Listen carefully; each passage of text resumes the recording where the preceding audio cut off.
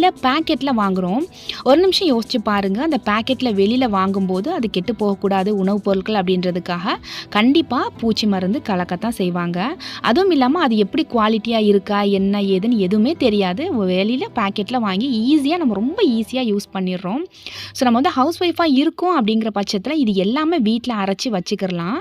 So நான் வந்து house ஒய்ஃபாக தான் இருக்கேன். அண்ட் இப்போ வந்துட்டு நான் பிஸ்னஸ் பண்ணிகிட்ருக்கேன். ஸோ ரொம்ப பிஸியான ஷெட்யூலில் தான் இருக்கேன். இருந்தாலுமே இந்த பேக்கெட் வந்து நான் வெளியில் வாங்கி யூஸ் பண்ணுறதே கிடையாது. நான் வந்துட்டு மொத்தமாக மஞ்சள் வாங்கி ரைஸ் மில்லில் கொடுத்து அரைச்சி மஞ்சள் தூள் ரெடி பண்ணி வச்சுப்பேன். இது பார்த்திங்கன்னா மஞ்சள் தூள், மிளகாய் தூள் பக்கத்தில் இருக்குது. அண்ட் இப்போ நான் ஓப்பன் பண்ணுறது பார்த்திங்கன்னா கறி மசாலா.